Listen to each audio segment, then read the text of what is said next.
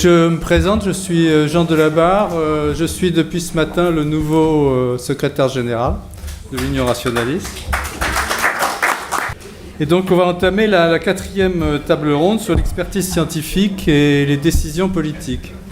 On a évoqué un certain nombre d'aspects autour des scientifiques et de l'environnement. Mais finalement, le dernier aspect, et peut-être le plus important, surtout à l'heure actuelle, c'est comment se passent les relations entre les scientifiques et les politiques. Donc, la première orateur sera Valérie Masson-Delmotte, qui est climatologue, comme tout le monde le sait, directrice de recherche au laboratoire des sciences du climat et de l'environnement à Saclay. C'est l'autrice de très nombreux travaux de paléoclimatologie qui utilisent des méthodes de mesure physique très fines permettant d'évaluer les différentes évolutions climatiques. Elle a aussi travaillé dans l'un des groupes du GIEC, le groupe 1, dont elle a été coprésidente jusqu'en 2023. Et elle est aussi membre du Haut Conseil pour le climat, qui vient de rendre son rapport annuel hier matin, je crois, ou avant-hier matin. Elle a reçu de très nombreux prix, je ne vais pas tous les énumérer, mais je citerai quand même le prix Nobel de la paix 2007, puisqu'elle était participante du GIEC à ce moment-là, et le GIEC a reçu le prix Nobel. Et je mentionnerai aussi le prix de l'UR 2014. Les deux grands prix, les plus importants, évidemment. Comment ? Qui vont souvent ensemble. Qui vont souvent ensemble, bien sûr. Et bon, le deuxième orateur, c'est Patrick Lemaire, qui est biologiste du développement, qui est directeur de recherche au CRBM. Je mentionnerai pour votre information, son modèle d'étude est un petit animal marin, la Sidie, dont l'étude a donné lieu à de très nombreuses publications. C'est un spécialiste internationalement reconnu de la biologie du développement et de l'évolution. Je ne vais pas vous parler de ça. Je préciserai de quel point de vue je parle. Il a été président de la Société française de biologie du développement. Mais il est aussi à l'origine de la création du Collège des sociétés savantes académiques de France, dont il est actuellement le président. C'est une société qui regroupe 78 sociétés savantes. Et cette société a été créée pour porter la parole du monde académique dans la société et vers les instances dirigeantes, donc au cœur du problème qui nous intéresse. Et il va nous présenter une proposition inspirée en partie du monde anglo-saxon pour essayer d'améliorer ce dialogue entre scientifiques et politiques. Donc maintenant, je cède la parole à Valérie Masson-Delmotte.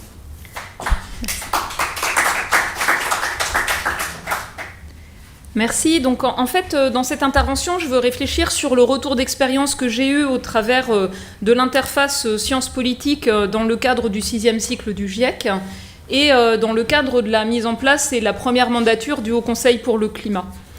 Donc, comme vous le savez, en fait, le GIEC, le groupe intergouvernemental d'experts sur l'évolution du climat, a été mis en place dans les années 80 pour structurer l'évaluation de l'état des connaissances vis-à-vis du changement climatique, des risques et des options d'action.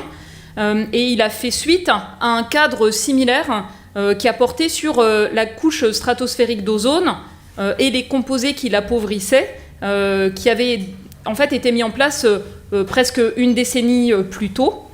Et puis, je veux également mentionner le fait que sur les écosystèmes et la biodiversité, le cadre similaire qui porte sur l'IPBES, l'équivalent du GIEC pour la biodiversité, les écosystèmes et leurs services, a été mis en place seulement dans les années 2010 avec un premier rapport en 2019. Donc on a en fait des maturités différentes, des mises en place différentes et des interfaces aussi sciences politiques publiques, industrielles, différentes selon ces différents axes.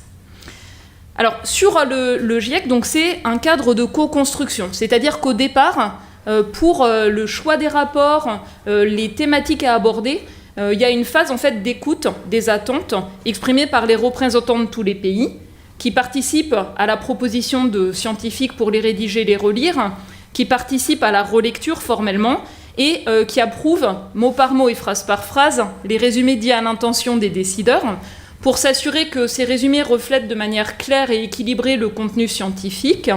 Et c'est une force. C'est-à-dire que cette étape, elle permet d'avoir un socle scientifique reconnu par tous, et pas que chaque pays arrive avec sa ribambelle d'experts qui pinaillent sur des points de détail dans le cadre, par exemple, des négociations internationales. Mais ça peut être aussi une faiblesse. Alors je vais expliquer pourquoi. Donc au début du VIe siècle, on était dans un cadre de coopération, on va dire pour moi multilatérale forte, sur les enjeux liés à l'environnement. La mise en place de l'accord de Paris, les objectifs de développement durable, le cadre pour les villes, Habitat 2, l'accord cadre de Sendai pour la gestion de risques de catastrophes. Et sur la fin de ce cycle, nous on a subi, dans le cadre de l'approbation de rapports scientifiques, des tensions géopolitiques croissantes, ne serait-ce que la guerre commerciale États-Unis-Chine ou l'invasion de l'Ukraine par la Russie. En fait, ça rejaillissait aussi ces tensions géopolitiques sur même les délégués qui étaient envoyés par les différents pays, au départ plutôt avec un angle d'expertise scientifique et à la fin avec cet angle géopolitique très présent. Je pense que donc, le risque par rapport à cette approche, c'est celui de l'obstruction. Et c'est ce qu'on a vu sur ces dernières années, pas simplement l'obstruction, le déni, vous voyez, par rapport aux fonds scientifiques, mais simplement le fait que les délégués de certains pays, notamment au niveau du bureau du GIEC et des sessions plénières, fassent de l'obstruction à toute évolution, toute innovation. Dans le VIe siècle, on a fait 3 rapports spéciaux transverses aux différents groupes de travail, c'était nouveau. On a également fait un atelier avec les organisations des grandes villes sur les enjeux villes et changement climatique. Et cela sera le prochain rapport spécial. Donc s'adresser pas simplement à la gouvernance internationale, mais aussi à la question des villes qui pèsent lourdement dans la puissance économique, dans les émissions de gaz à effet de serre et qui parfois concentrent de grandes vulnérabilités.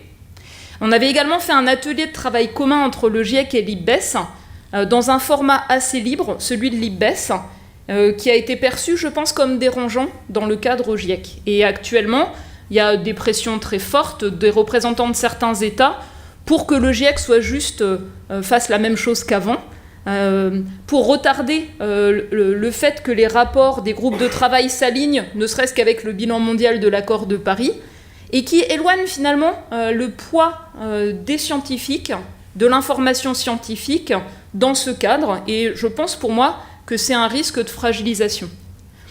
Alors, l'évaluation, elle doit être neutre, non prescriptive, à l'échelle de grandes régions. Donc, on ne va pas regarder ce que fait tel ou tel pays sur ses politiques publiques, et on ne fait pas de recommandations malgré la manière dont nos rapports sont parfois perçus et présentés, y compris dans les médias. Alors, le fait d'être à une échelle, on va dire macro, et d'être neutre, ça fait qu'il y a aussi un décalage par rapport aux besoins d'informations pratiques, opérationnelles, pour éclairer des politiques publiques. Donc ça ne répond pas nécessairement aux besoins d'informations qui sont présentes partout, en fait, pour savoir comment mieux mettre en place des actions pour le climat.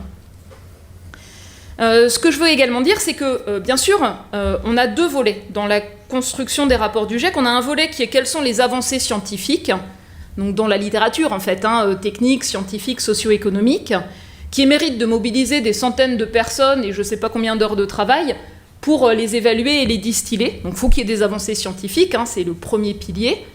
Et après, on ne fait pas des encyclopédies, des livres de cours, il faut que ce soit pertinent pour éclairer des choix. Et pas seulement dans une région du monde, mais dans l'ensemble des régions du monde. Et plus c'est pertinent, plus l'approbation est difficile, et c'est ce que je vais illustrer maintenant. Donc, 2015, accord de Paris sur le climat, les pays n'arrivent pas à s'accorder sur l'objectif, limiter le réchauffement largement sous 2 degrés, mentionne remonter l'ambition pour limiter le réchauffement à 1,5 degré.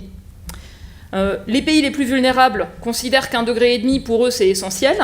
Les pays exportateurs d'énergie fossile considèrent qu'une transition aussi brutale, pour eux c'est un danger pour leur économie. Enfin, je caricature un peu, mais c'est un fait.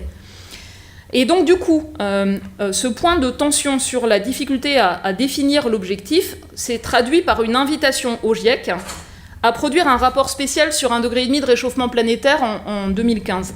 Donc en fait, le GIEC a été instrumentalisé pour régler, pour moi, un problème dans le cadre des négociations climat.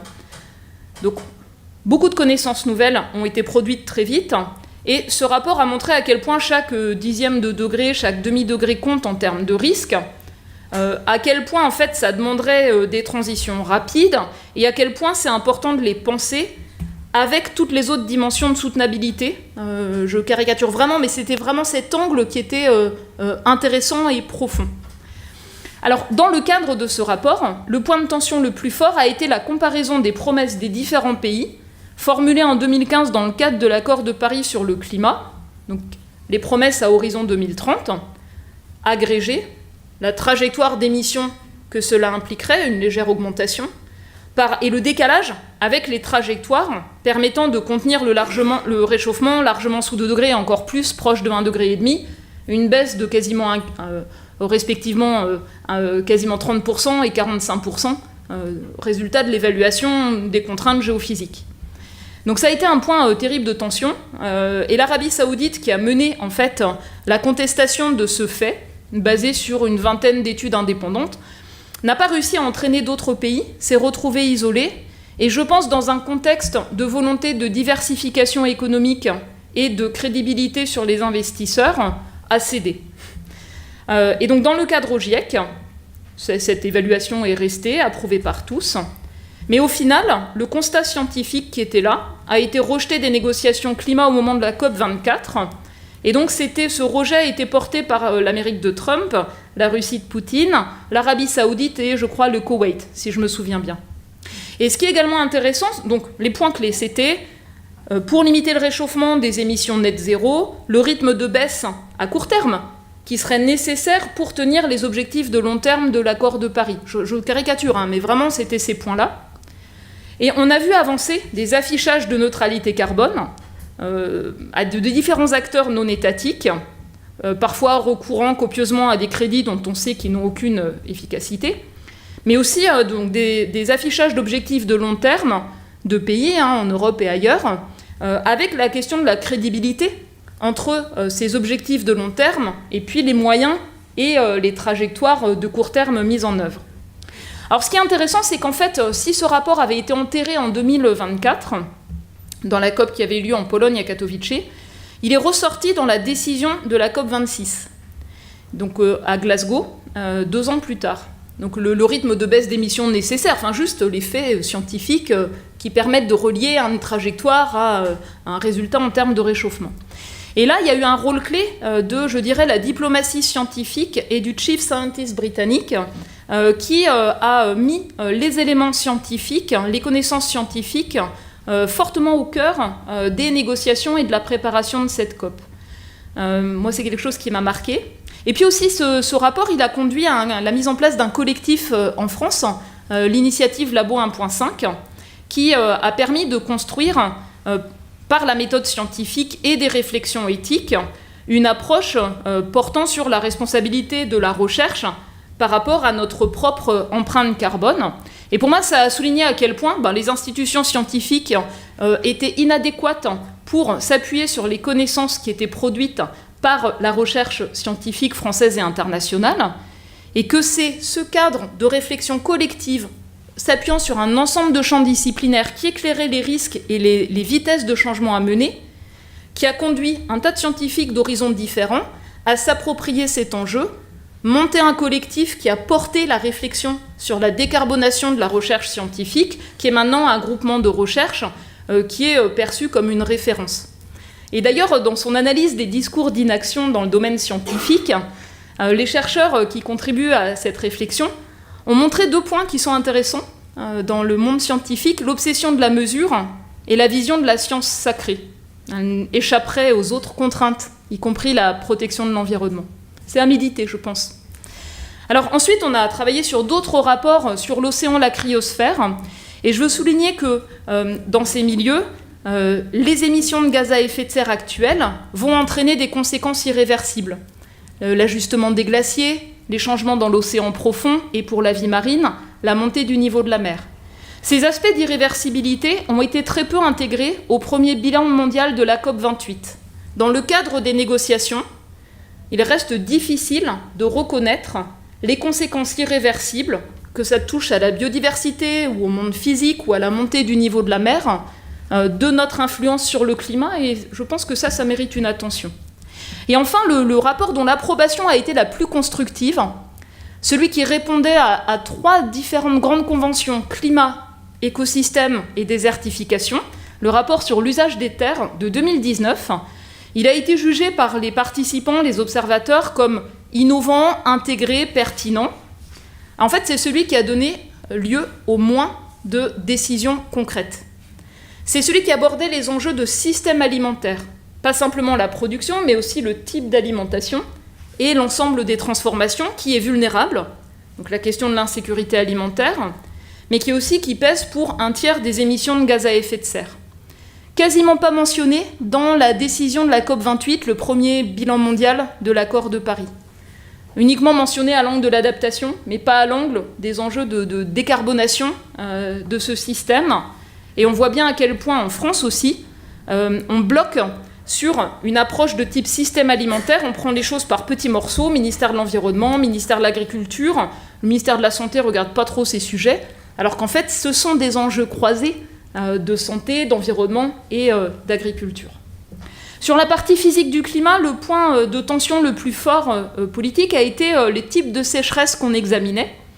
Ça montre l'intérêt d'avoir des représentants de tous les pays du monde qui nous aident à aller chercher dans le contenu des rapports les informations qui, pour eux, sont les plus pertinentes. Une des faiblesses dans notre évaluation sur la partie des bases physiques, pour moi, elle a porté sur le manque de littérature disponible sur l'information climatique pertinente pour les écosystèmes et la biodiversité. Dans le monde physique, on regarde ça au sens stockage de carbone, en gros. C'est tout. Mais pour les écosystèmes, par exemple, la vélocité climatique, la vitesse à laquelle les aires climatiques se déplacent, c'est bien sûr un facteur majeur. On n'a pas réussi à évaluer cette information-là. Et donc ça souligne aussi les difficultés de produire des connaissances transverses qui permettent de nourrir des évaluations transverses. Et d'ailleurs, sur la partie physique du climat, on dit que dans un monde qui se réchauffe, les puits de carbone, océans, végétation perdent en efficacité, surtout au-delà de 2 degrés, mais on en voit des premiers signes du côté de la chimie de l'océan.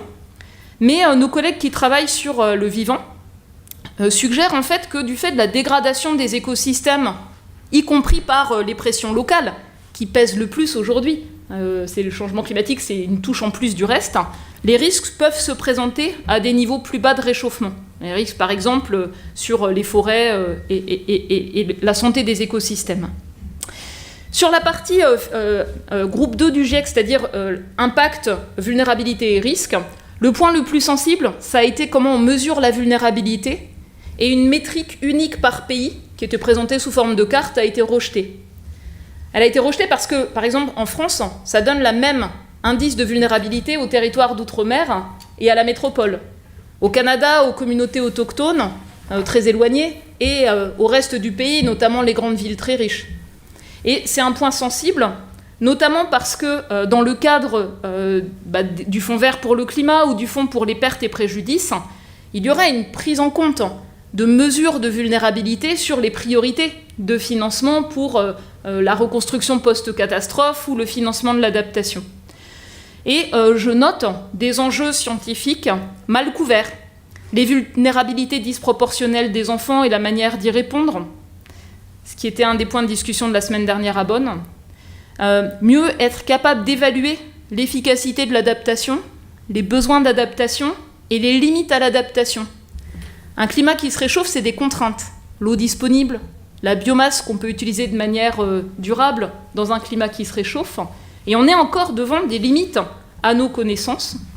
C'est un rapport qui a souligné l'importance des solutions fondées sur la nature, mais aussi leurs limites.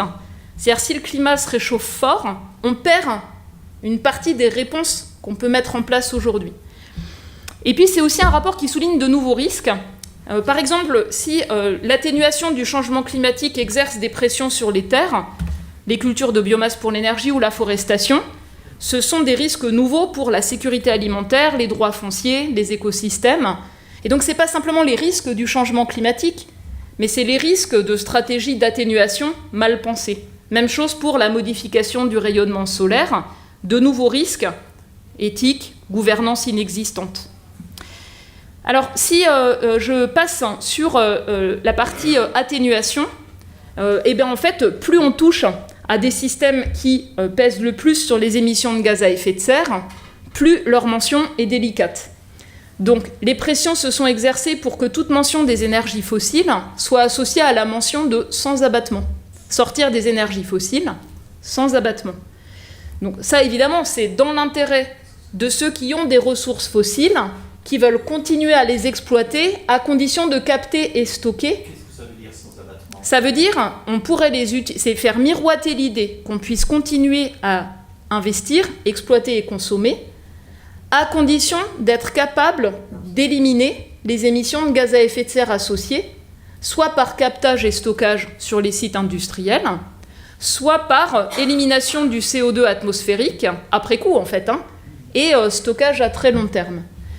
Et donc c'est notamment l'Arabie Saoudite qui avait fortement poussé pour cela.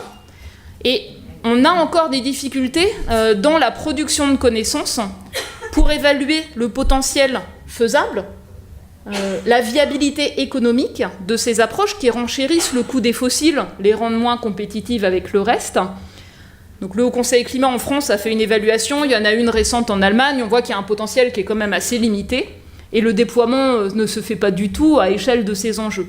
Mais on voit bien comment il y a des volontés de fragiliser des formulations claires, en ouvrant en fait des possibilités, y compris pour des investisseurs, de croire qu'on peut continuer à utiliser des énergies fossiles avec des budgets carbone limités. L'autre sujet qui a été très sensible, c'est celui qui porte sur l'alimentation, et notamment donc dans le système alimentaire, il y a des leviers sur le type d'alimentation. Donc au départ, les formulations étaient une alimentation avec davantage de protéines végétales, moins de protéines animales, enfin quelque chose de ce type-là. Et ça a été rejeté notamment par les pays exportateurs de viande d'Amérique du Sud, qui ont poussé pour une formulation juste scientifiquement, une alimentation saine, soutenable et équilibrée, avec une note de bas de page qui décrit ce que c'est, mais qui est plus juste sur tous les types d'alimentation dans toutes les régions du monde, mais qui est beaucoup moins clair sur le message qui est transmis.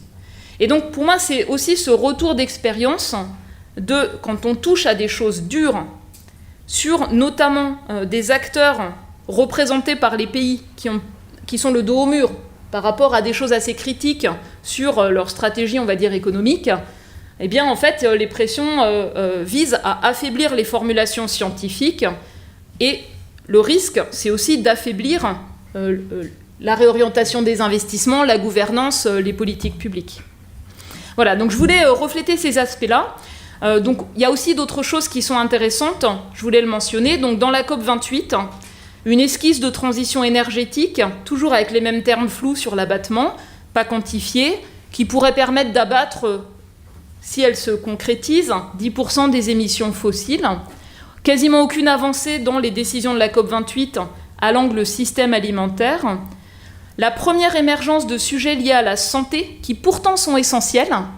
Le rapport de l'Organisation mondiale de la santé la semaine dernière montre qu'en Europe, 4 industries pèsent lourdement sur la mortalité. Le tabac, l'alcool, la nourriture ultra-transformée et les énergies fossiles. Voilà. Donc on voit bien qu'on est sur des enjeux majeurs en termes de santé.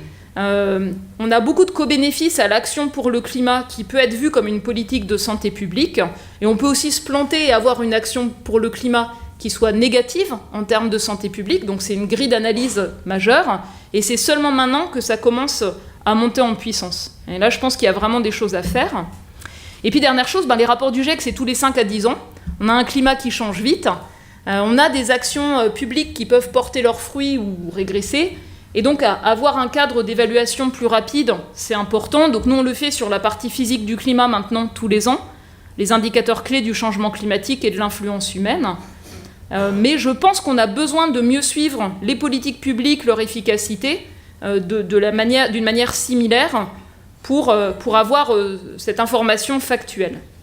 Et donc, le GIEC, pour moi, était très complémentaire du Haut Conseil pour le climat. Donc le GIEC neutre, non prescriptif, grande échelle, le Haut Conseil climat, politique publique en France, leur évaluation, la possibilité de faire des recommandations. Et la littérature en sciences sociales et politiques montre que les pays qui ont construit des autorités indépendantes, ou des conseils scientifiques climat, quel que soit le nom que cela prenne, ont en général des actions sur la décarbonation, en tout cas, qui sont plus efficaces en moyenne que les autres. Donc ça, c'est aussi intéressant à noter. Et donc, dans le cadre du Haut Conseil pour le climat, ce qui est intéressant, c'est fournir des éléments d'analyse factuelle, c'est formuler des recommandations et avoir un retour sur ces recommandations. Par exemple, les 117 recommandations 2023 ont été prises en compte dans la réponse détaillée du gouvernement 6 mois après, parfois partiellement, parfois sans que les objectifs visés ne soient atteints. Et donc du coup, c'est aussi intéressant d'avoir le suivi entre ce qui est recommandé et ce qui est mis en œuvre. Ce que je veux également souligner, c'est la difficulté à suivre les actions en termes d'adaptation, qui ne sont pas uniquement des stratégies nationales, mais des mises en œuvre territoriales. Et donc, on est sur une difficulté au sens où on a des groupes régionaux d'experts climat, au Conseil climat, GIEC régionaux, qui opèrent tous avec des mandats, des formats différents, parfois émanant, comme en Île-de-France, d'institutions scientifiques, l'IPSL pour le grec francilien, mais dans d'autres cas, en Bretagne, le Conseil breton, mis en place par la région. Pas nécessairement avec un mandat d'évaluer les politiques publiques, je crois que ça met très mal à l'aise en France, cet aspect-là. Il y a une peur de l'évaluation. On le voit bien sur les projets de loi. C'est seulement la loi climat et résilience qui est la première à avoir fait l'objet, sur nos recommandations, d'une évaluation ex ante. Et pour beaucoup de lois, il n'y a pas forcément de suivi de l'efficacité attendue dans la durée. Et on aurait besoin de choses similaires au niveau régional.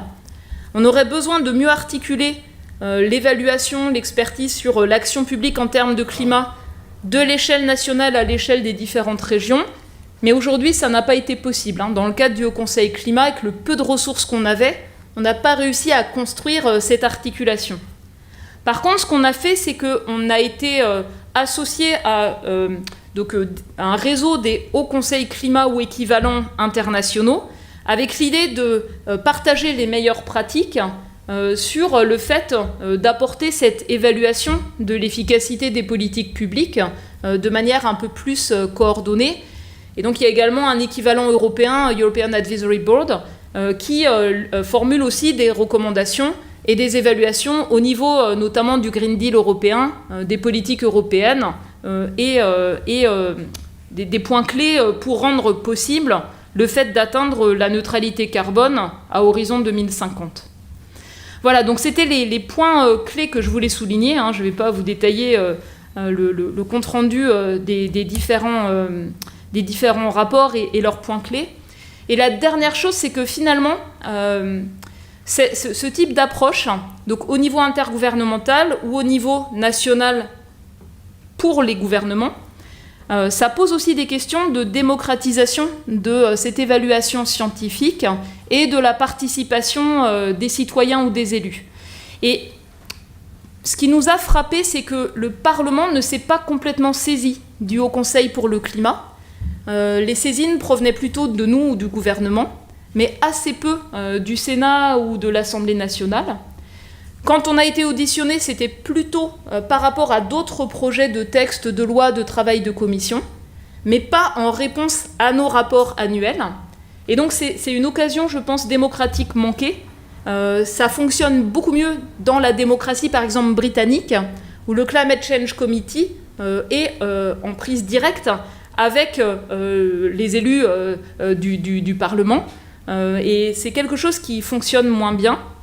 Et puis dernière chose, donc, dans un contexte de discours populiste qui essaie de construire une vision un peu uniforme du peuple et des élites, ce sont des risques majeurs.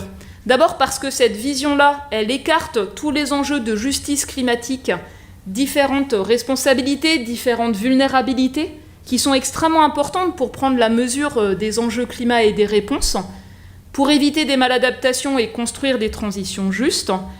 et aussi par rapport à peut-être une dimension citoyenne, comme on avait vu dans le cadre de la Convention citoyenne pour le climat, ou des approches de sciences participatives qui montrent l'intérêt d'avoir à bord plusieurs perspectives de réflexion, pas seulement celle des faits les plus rigoureux possibles, pas seulement celle des politiques publiques, mais aussi le regard de citoyens. Et je pense que renforcer les approches participatives ou délibératives, même autour de ces évaluations intergouvernementales ou nationales ou régionales, ça me semble quelque chose d'important pour la vie démocratique dans son ensemble, pour la perception que c'est un travail dans l'intérêt général co-construit, et pas que ce soit rejeté comme un travail perçu comme celui d'experts hors sol, qui freine les délibérations. C'est un point important. Souvent, les questions liées au changement climatique, elles peuvent être rejetées parce que c'est perçu comme imposé, sans qu'il y ait une possibilité de délibérer sur les options pour y répondre. Voilà, c'était les points que je voulais partager.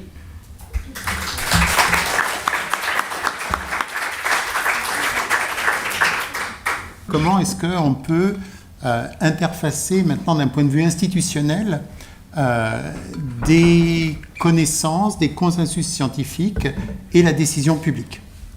Alors d'abord, je vais vous dire un petit peu de quel point de vue je parle justement. Donc je ne parle pas en tant que biologiste du développement du tout. Je parle en tant que président donc, de ce collège des sociétés savantes académiques de France qui a été créé en 2021. Donc c'est une structure qui est assez récente. Qui regroupe 79, alors maintenant il y en a une de plus, 79 sociétés, et 80 d'ailleurs je pense dans les jours à venir, sociétés savantes académiques et associations, dont l'Union rationaliste, qui ont des buts communs avec les sociétés savantes. Une des choses particulières du collège, c'est qu'on va retrouver à la fois des sociétés de sciences dures, des sociétés de sciences environnement, biologie, des sociétés de sciences humaines et sociales et des sociétés de lettres. Donc on essaie de couvrir, et de droit. Et donc on essaie de couvrir l'ensemble du spectre académique. C'est une association loi 1901, de telle manière à se protéger aussi de toute forme d'ingérence par décret et autres, ce qu'on peut retrouver dans les académies. On demande à nos membres de signer des chartes, notamment pour bien être sûr qu'elles sont indépendantes de tout type de groupe de pression industrielle ou autre.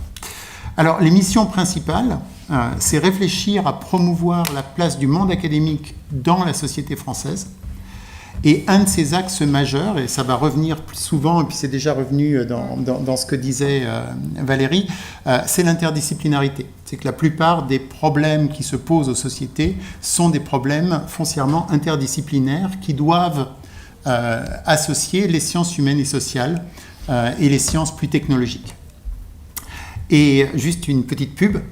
Notre congrès 2025 aura lieu les 3-4 février à Montpellier et le thème en fait sera sur l'engagement et la responsabilité des scientifiques, comment porter dans le débat public, comment avoir une parole qui porte dans le débat public. Alors je vais revenir maintenant vraiment à mon propos, c'est l'éclairage scientifique des politiques publiques. Donc d'abord, de quoi on parle ? On parle de l'intégration des connaissances et des consensus scientifiques dans la formulation, dans la mise en œuvre et dans l'évaluation des politiques publiques. Donc le but, c'est d'avoir des décisions qui intègrent des données fiables, en gros qui sont basées sur une certaine rationalité scientifique. Ce que ce n'est pas, c'est une prise de décision. C'est-à-dire que la prise de décision politique, elle revient aux élus, et 2, elle doit prendre en compte des choses qui ne sont pas du tout scientifiques. Donc, que les scientifiques disent « il faut faire ça » ou « recommandent », ou même évitent d'utiliser le mot « recommande » d'ailleurs, et puis que ça ne soit pas suivi, c'est un processus normal. Par contre, il s'agit de rééquilibrer la parole scientifique par rapport à d'autres paroles et des intérêts privés, des intérêts à court terme, etc. Donc le but de l'éclairage scientifique, c'est de rééquilibrer les apports des sciences dans la décision scientifique. Alors, qu'est-ce qu'on pourrait faire pour que ça marche ? Il faut agir sur les politiques, bien sûr. Et pour ça, il faut à la fois être proche des politiques, parce que sinon on ne peut pas agir sur eux, mais il faut garder une indépendance du pouvoir et des intérêts privés. Donc ça, c'est un premier défi, c'est comment est-ce qu'on peut être proche tout en n'étant pas trop proche. Le deuxième, c'est bien convaincre les politiques qu'on n'est pas en train de leur retirer leurs prérogatives. C'est en fait, il y a une complémentarité et c'est dans leur intérêt également de prendre en compte la parole scientifique. Si vous voulez, c'est une image très simple, elle est un peu bébête, mais c'est de dire, la nuit, vous pouvez décider de conduire sans phare. Ça risque de moins bien marcher que si vous allumez les phares. Voilà, en gros, c'est ça. Nous, on est des phares, c'est pas nous qui disons où va la voiture, mais sans les phares, ça peut être un peu plus compliqué. L'autre chose, c'est qu'une évaluation, un éclairage scientifique ne peut pas être une commande de l'État. Il doit y avoir une possibilité d'autosaisie, de dire, oui, mais nous, on aimerait bien travailler sur ce projet, sur cette chose-là. Et enfin, une des choses que doit apporter un éclairage scientifique, c'est de rompre avec l'urgence. C'est de remettre du temps long dans les politiques publiques. Alors ça, c'est agir sur les politiques, mais agir sur les politiques, ça ne suffit pas. C'est nécessaire, mais il faut aussi agir sur le public. Et pour ça, une des choses importantes, c'est de convaincre de l'indépendance, du caractère désintéressé et aussi de la pertinence des avis. Donc là, c'est ce que disait Harry Bernas, c'est convaincre qu'il y a un rôle social des sciences, mais aussi ça ramène à toutes les thématiques d'éthique, d'intégrité scientifique, de déontologie, etc. La deuxième, c'est qu'il faut qu'il y ait une forte visibilité publique et qu'il y ait une transparence. Donc souvent, en fait, les différents rapports qui sortent, que ce soit des hauts conseils, que ce soit du GIEC, que ce soit de l'académie, des différentes académies, ils peuvent être très bien faits, mais ils n'ont pas l'exposition médiatique qu'on pourrait décemment espérer. Donc comment est-ce qu'on peut augmenter cette visibilité? Donc il faut que les travaux soient publics, il faut bien sûr qu'il n'y ait pas de censure des avis, et il faut... Alors ça, c'est en discutant avec Patrick Vallance, puisqu'on a discuté avec lui sur ce sujet, en fait, il dit, mais en France, vous ne savez pas publier des rapports. En fait, ce que vous faites, c'est vous commencez par publier le rapport, puis après, vous dites, hey, on a publié un rapport. Et ce que lui dit, c'est quand la Royal Society veut publier un rapport, 6 mois à l'avance, il commence à aller vers tous les conseillers politiques de partout en disant hey, on est en train de travailler là-dessus, on va publier ce rapport dans 6 mois, et puis ils les tiennent au courant de ce qui va se passer, puis ils les tiennent au courant, etc. Et le jour où le rapport est publié, en fait, il est attendu.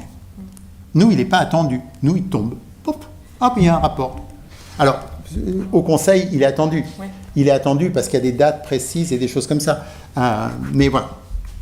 Et enfin, la dernière chose, c'est qu'il y a un vrai besoin d'interdisciplinarité. Et on ne peut pas, en fait, imaginer, à défaut de tomber dans du technosolutionnisme, qu'il ne faut pas faire travailler les sciences humaines et sociales et les sciences dures. Donc ça, c'est vraiment fondamental. Et ce qui est aussi à considérer, c'est que l'éclairage scientifique ne peut pas marcher ministère par ministère. En fait, il faut que ce soit quelque chose qui soit dans l'interministérialité. Et il se trouve que l'interministérialité, chez nous, ce n'est pas la chose qui marche le mieux. Voire, ça ne marche pas du tout. Antoine Petit disait, parfois, quand 2 ministères veulent se parler, ils nous demandent d'intervenir parce que nous, on est neutres. Ils n'essaient pas de se parler entre eux. Donc, c'est quand même... Voilà. Alors, qu'est-ce qui existe? En fait, on ne part pas de zéro. Il existe des choses en France. Vous avez déjà entendu parler des conseillers scientifiques de Matignon, de l'Élysée, etc. Mais en fait, on a un paysage qui est très morcelé. Alors, au niveau du gouvernement et du Parlement, alors, il y a des conseillers auprès du Premier ministre. Qui sait qui est le conseiller ou la conseillère auprès du Premier ministre actuellement? Moi non plus, parce que quand on regarde le cabinet du Premier ministre, on ne voit pas de conseiller scientifique. Qui est la conseillère scientifique du Président de la République? Déjà, je lui donne une indication, c'est une femme.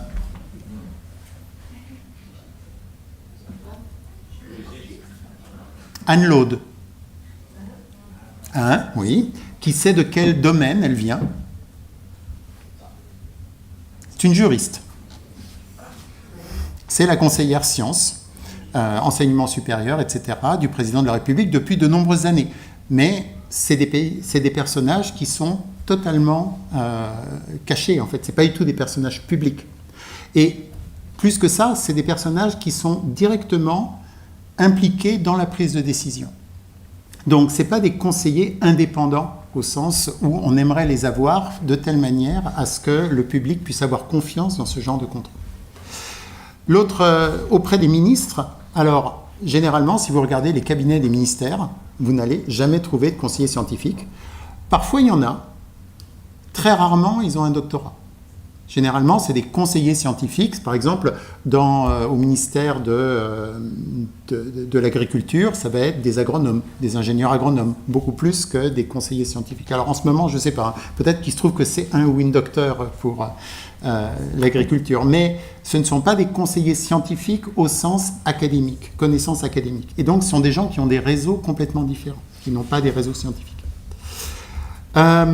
Ensuite, qu'est-ce qu'il y a ? Il y a, au niveau du Parlement, il y a l'Office parlementaire d'évaluation des choix scientifiques et technologiques, donc vous avez sans doute entendu parler, qui fait des rapports qui parfois sont tout à fait remarquables, mais qui est relativement inaudible. Et puis enfin, il y a le nouveau le Conseil présidentiel pour la science, dont vous avez entendu parler depuis décembre dernier, qui a, ça c'est un petit ovni, quelque part, parce que c'est quelque chose déjà qui peut disparaître du jour au lendemain. Déjà, on n'était pas sûr qu'ils se réunissent une deuxième fois. Ils se sont réunis une deuxième fois. Mais essentiellement, c'est du préceptorat scientifique pour le président. Ça n'a rien à voir avec le gouvernement. On leur demande de ne pas communiquer avec le gouvernement ou avec le public. Et puis, quelque part, c'est plus, et je reviendrai, c'est pour guider la politique scientifique de la France. Beaucoup plus que pour savoir la politique de recherche de la science.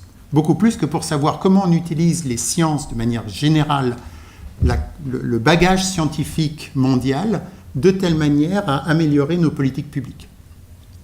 Alors après, au niveau des régions, Valérie en a parlé, et puis ça a été évoqué, il y a différents GIEC, il y a des GIEC régionaux, il y a 7 régions sur 14 qui ont un GIEC régional, avec des modalités de fonctionnement assez différentes.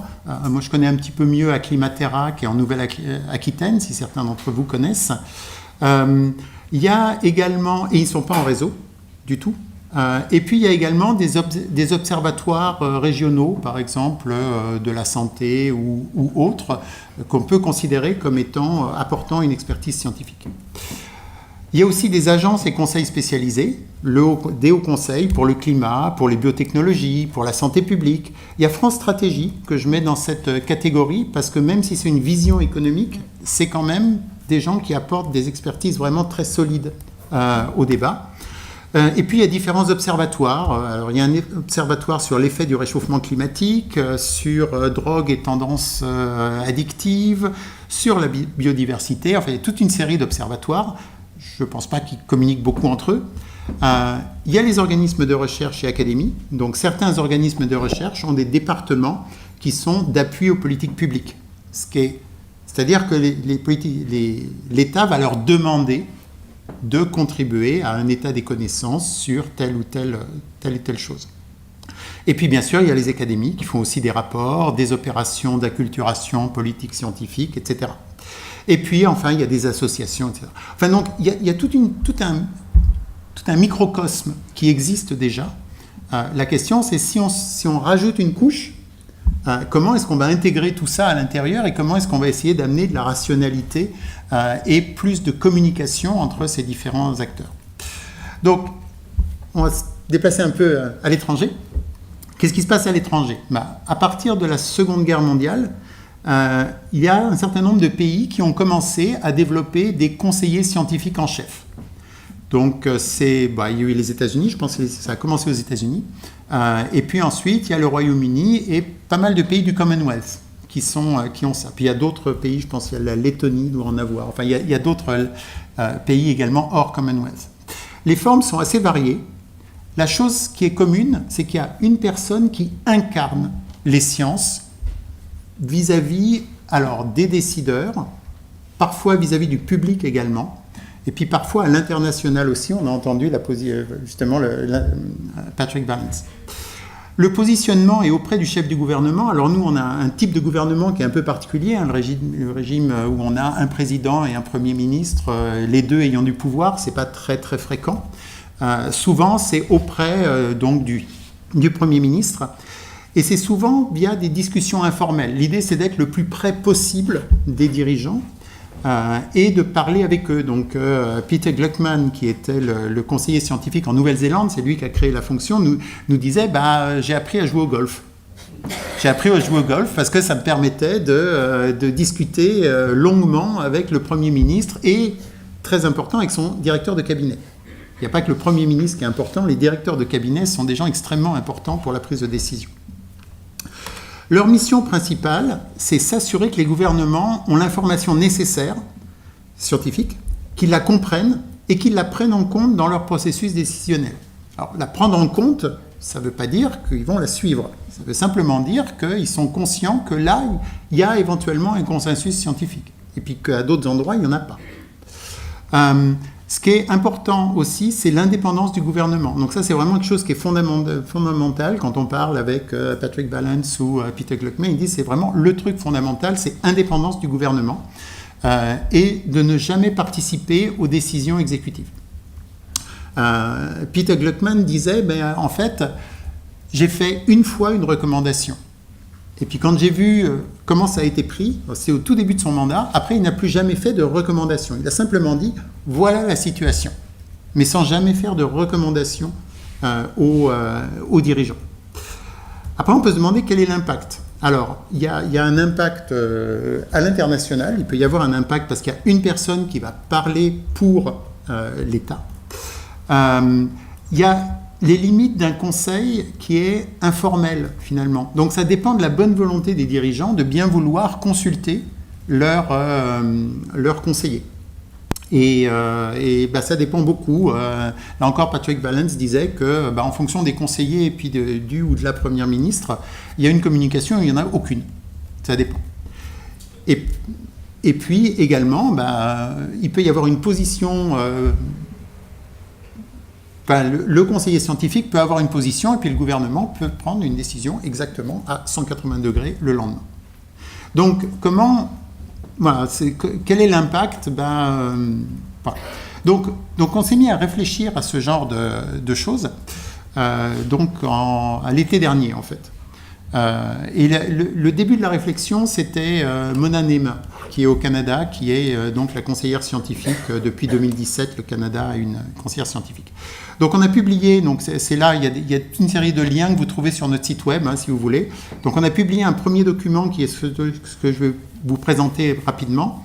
Et puis ensuite, on a eu une tribune dans Le Monde et on a également écrit un des éditoriaux de Science sur le sujet. Alors qu'est-ce qu'on propose ? On propose donc 4 missions principales.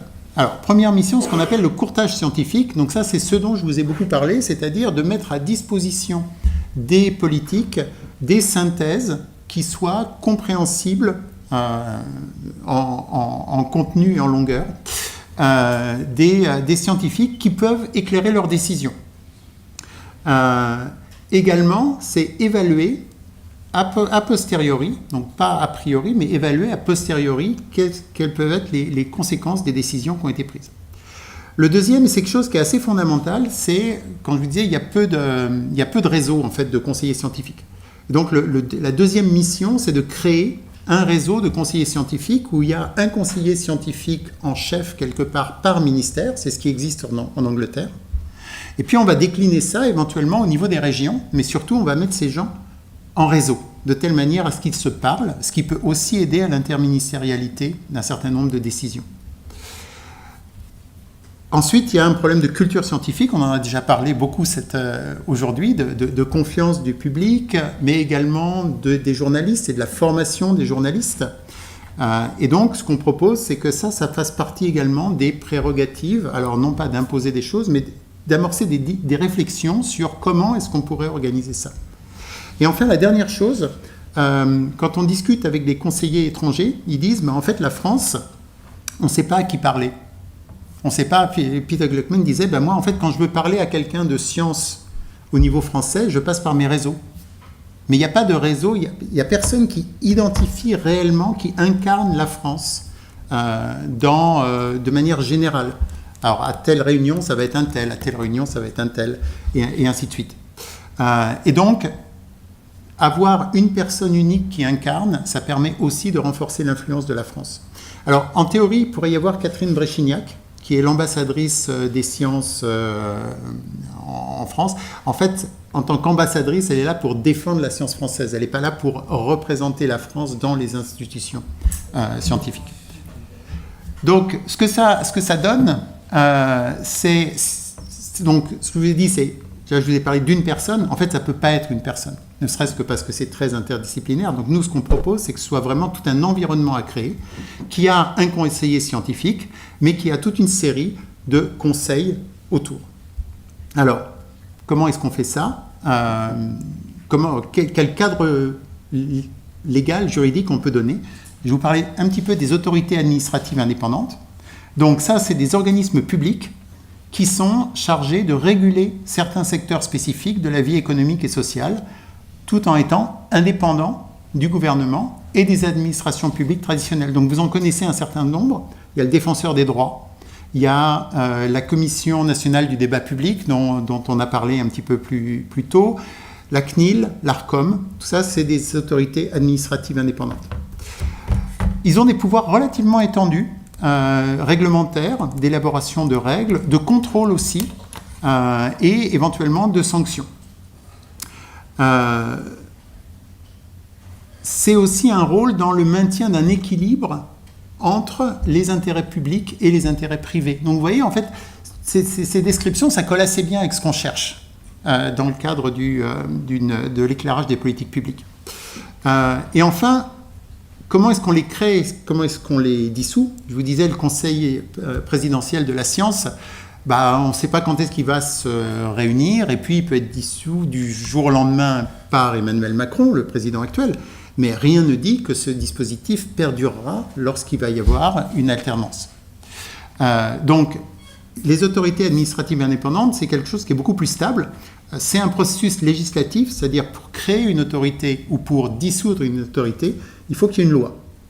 Ça ne peut pas être fait par décret. De plus, certaines, en fait, pas certaines, il n'y en a plus qu'une maintenant, qui est inscrite dans la Constitution. C'est le Défenseur des droits. Donc, il est possible également d'avoir un processus encore beaucoup plus strict et rigide qui permet de créer, parce qu'il faut une révision constitutionnelle, mais pour supprimer, il faut également une révision constitutionnelle. Donc, c'est un mécanisme qui est très lourd dans les deux sens. Et enfin, il y a un problème de révocation de la personne responsable. C'est quelque chose qui est très encadré également. On ne peut pas du jour au lendemain révoquer la personne qui est là. Quelques mots sur le Défenseur des droits. Donc le Défenseur des droits, je vous en parle parce que c'est celle qui est inscrite dans la Constitution.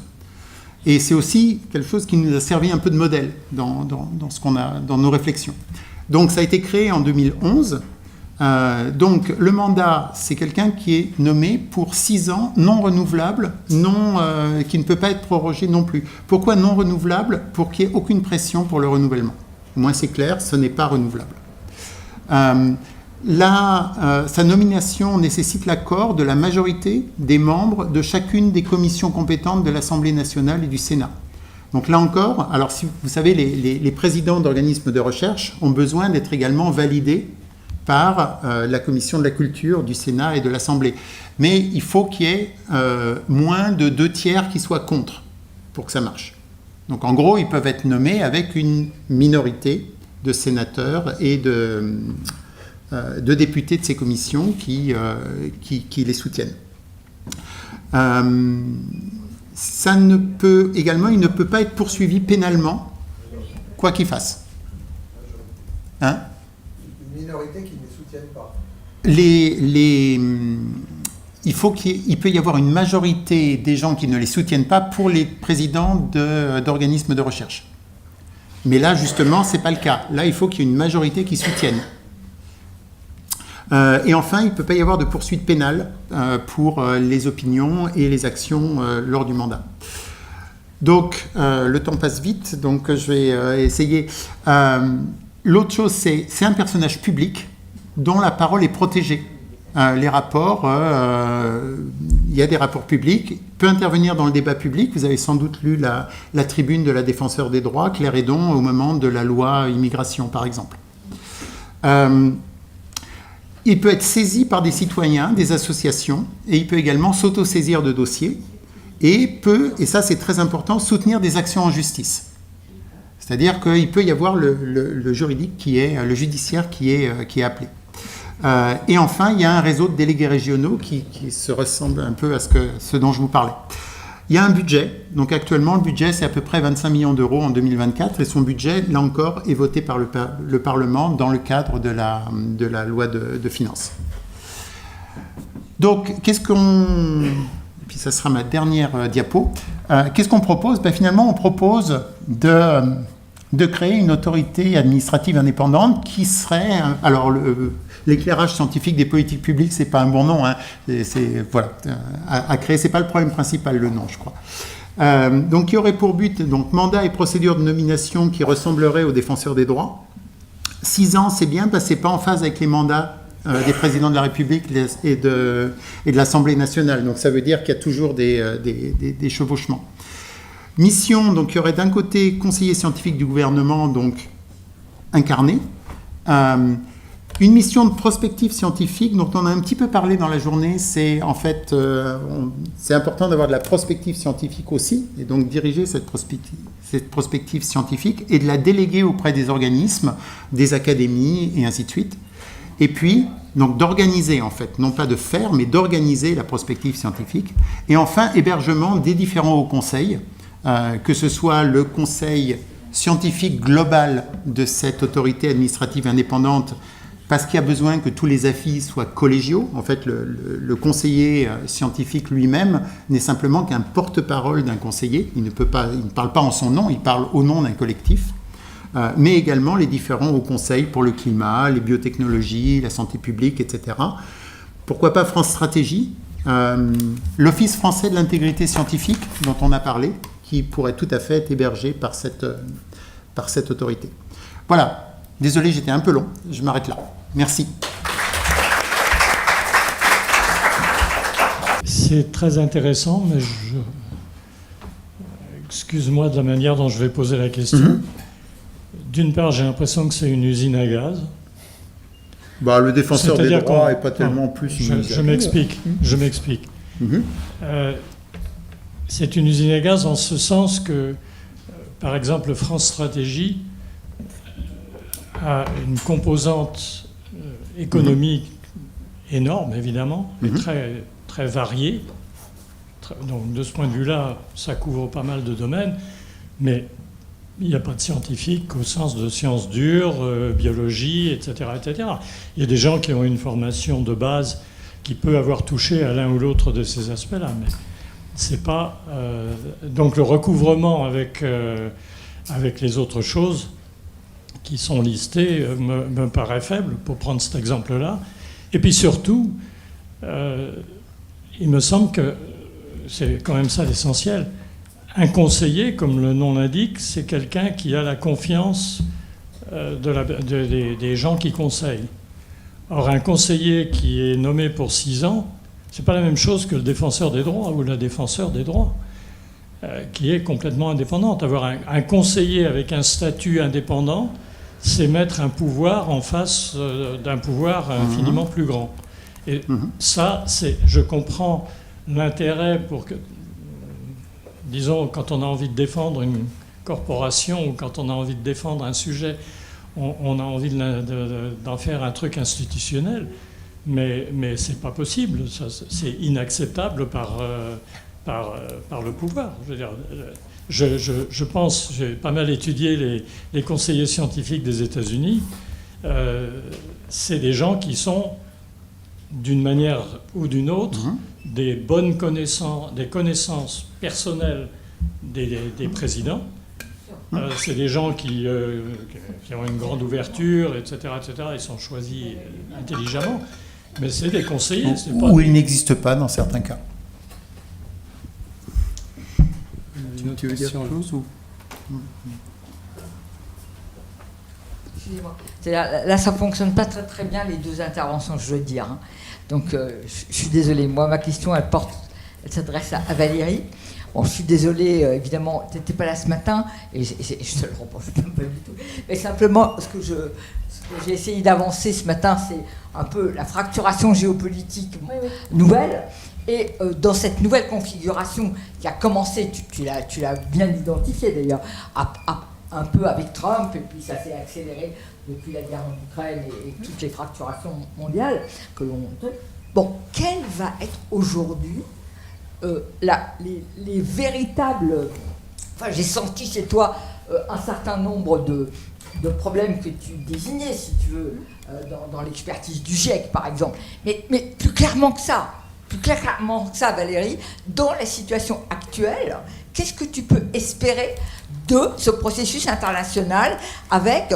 voilà. Et moi, j'ai dit, on a mis nos... Je ne suis pas allée jusqu'au bout ce matin parce que voilà, je ne voulais pas trop dépasser mon temps, mais en fait, on a quand même confié le processus multilatéral depuis 3 ans aux pays fossiles. Il faut quand même voir ça. Et donc, c'est eux qui ont la main. Et d'autre part, dans le off des COP, pour lequel moi j'ai mis beaucoup d'intérêt, qui a joué un rôle historique important en relation avec le GIEC pendant 20 ans, mais qui aujourd'hui est pris dans un anti-occidentalisme forcené qui ne prend pas du tout en compte la nouvelle donne géopolitique, justement.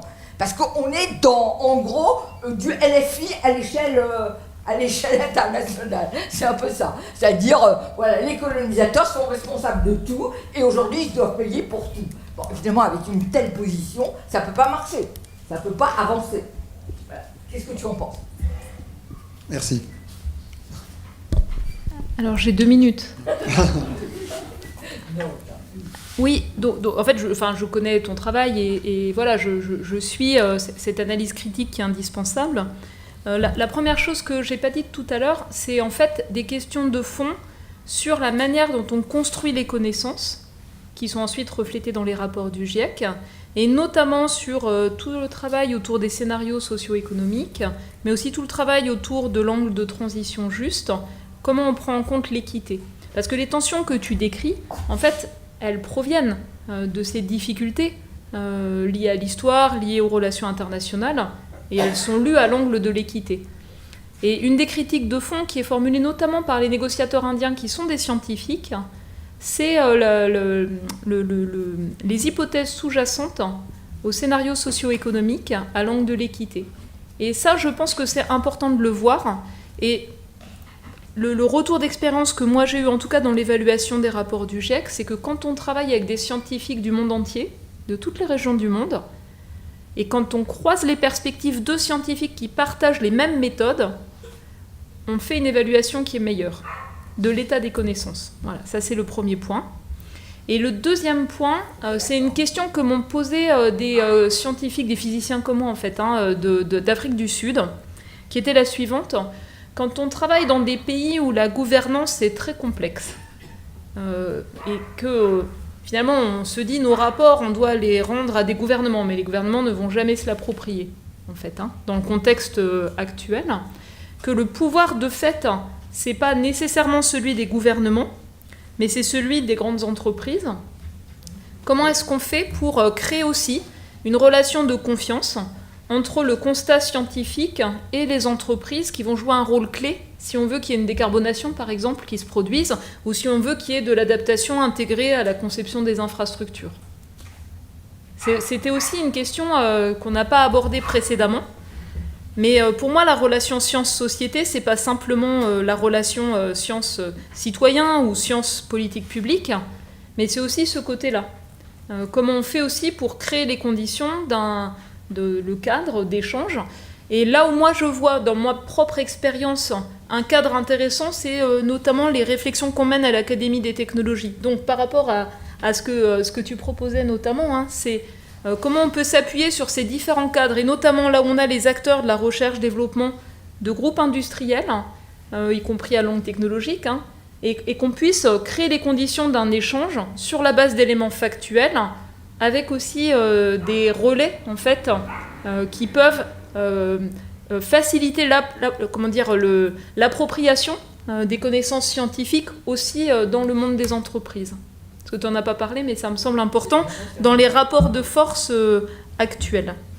Et puis la dernière chose, c'est comment est-ce qu'on fait dans le monde actuel de tensions géopolitiques pour renforcer le rôle des scientifiques entre eux au sens de la diplomatie scientifique entre nous scientifiques. Et l'exemple que je veux donner est le suivant.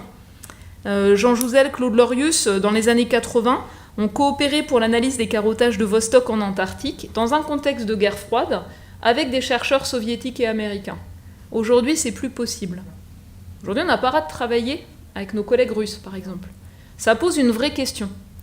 Ça pose pour moi une vraie question profonde, et donc une réflexion à porter sur les cadres qui permettent aussi de mobiliser, en tout cas les scientifiques, puisqu'on est là, parce que c'est notre domaine de compétence, autour de cette diplomatie scientifique, peut-être aussi pour affaiblir d'autres influences potentielles, ou en tout cas rebalancer, et en remettant ces éléments scientifiques au cœur, c'est important, et je pense que dans le cas de climat, la négociation qu'il faudra regarder de manière extrêmement approfondie, c'est pas celle de l'an prochain en Azerbaïdjan, mais c'est la suivante. Donc dans la série OPEP+, donc c'était Émirats, Azerbaïdjan et Brésil, donc qui rejoint l'OPEP+, et comment la partie scientifique pourra être remise plus au cœur dans des négociations menées par le Brésil, qui est maintenant aussi un pays exportateur d'énergie fossile. Voilà, tu l'as dit toi-même. Ouais. C'est-à-dire que c'est le Brésil avec toute son importance, ouais. Et aussi parce qu'il est aujourd'hui... Et tous ces jeux d'influence dans tous les sens, oui. Et qu'est-ce qu'on peut faire en appui comme scientifique ? Avant de prendre une troisième question, je vais peut-être pouvoir répondre à la première. Donc, il y avait deux parties. La première, c'était France Stratégie. France Stratégie, c'est des économistes, c'est vrai. Un des gros problèmes quand on regarde le conseil scientifique Covid, ça a été que, assez régulièrement, la réaction du gouvernement a été de dire « oui, les scientifiques disent ça, mais les économistes disent autre chose ». Sauf que les économistes, c'est des scientifiques, c'est le monde académique aussi. Donc, l'important, c'est de réussir justement à faire qu'il y ait un chevauchement. Et ça, c'est important. Non, mais je ne parle pas de France Stratégie. Par contre, de France Stratégie, si on regarde le rapport Pisani-Mahfouz, là, ils sont tout à fait impliqués. Et là, qu'est-ce qu'ils vont faire ? Ils vont faire des projections sur le coût de l'adaptation.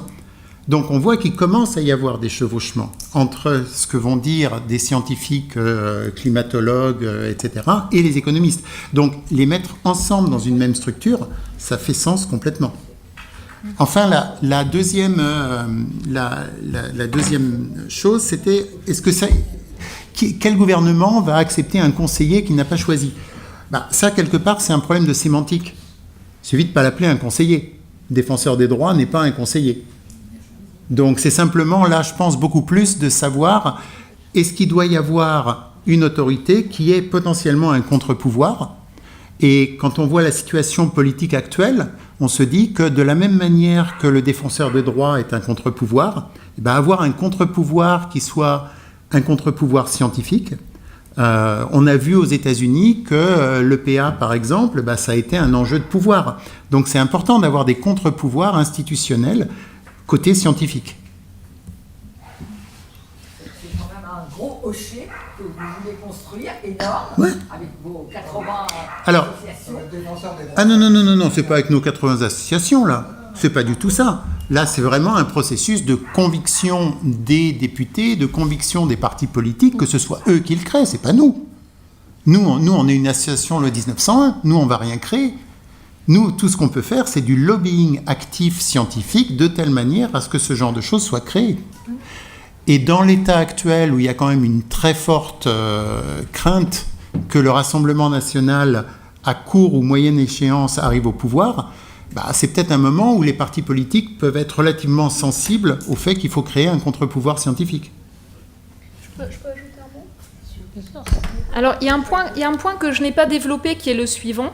Ce qu'on a vu dans de nombreux pays où le rapport au fait s'est éloigné des partis qui gouvernaient, c'est la montée en puissance d'accusations de scientifiques dits militants.